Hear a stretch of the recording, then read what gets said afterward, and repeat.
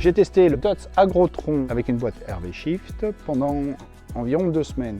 On a fait du chargeur pour emmener des balles de foin au champ. On a fait de la charrue 5 corps. On a aussi fait un peu de transport avec une benne de 16 tonnes pour voir la capacité du moteur sur la route. Au labour, c'est un tracteur qui va s'en tirer très bien vu sa monte de pneus, son poids, ce qui lui permet d'avoir beaucoup d'adhérence. C'est un tracteur qui convient très bien à ce genre de travail, je dirais. Avec sa capacité de relevage de 9 tonnes 2, il n'a aucun problème à relever les charrues. C'est un tracteur où on a de la visibilité malgré son gabarit. C'est un chargeur aussi qui lève très haut. Il y a beaucoup de débit hydraulique. Le tracteur est équipé d'une pompe hydraulique de 120 litres minute.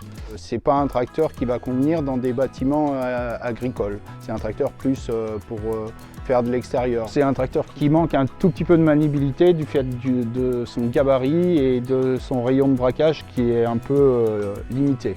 Au transport, la boîte de ce tracteur se comporte très bien. Les passages de gamme sont très fluides, les passages de vitesse. Il est même équipé d'un mode éco quand on arrive à la 20e vitesse, à la dernière vitesse, où là il se met en variation continue, où on peut descendre assez bas, 25 km/h et remonter à 40. C'est plutôt très agréable. C'est un tracteur qui est très confortable sur la route. Il est équipé d'un pont avant suspendu, d'une cabine pneumatique qui est très peu bruyant en cabine, qui est plutôt agréable à conduire. C'est une grande cabine, je dirais bien faite, beaucoup de rangements, un frigo où on peut mettre une bouteille d'eau sous le siège, des rangements ici, une glacière ici, il manquerait peut-être une prise USB. La cabine, moi qui suis un peu grand, j'arrive à voir pas très bien avec ce montant. Et puis les deux montants de chaque côté, ou surtout celui de droite si on veut avoir un broyeur de haies, est un peu gênant. Les commandes sont plutôt très bien placées, les commandes d'avancement, la commande du chargeur. Comme d'habitude chez Dutzfar, le code couleur est très clair. Tous les boutons des poignées sont personnalisables, l'avancement, tout ce qu'on veut sur chaque bouton. On peut mettre l'inverseur sur la commande du chargeur, ce qui est très bien. Le moniteur est peut-être donc déjà pas très bien placé, il le faudrait peut-être plus par ici pour qu'il soit plus accessible et plus lisible. Sur ce terminal, on peut régler beaucoup de choses, des vitesses, au débit hydraulique, au relevage, les modes route, mode champ. C'est plutôt très bien pensé. Après, pour quelqu'un qui n'est pas très à l'aise avec tout ce qui est électronique, il faudrait peut-être quelque chose de plus intuitif.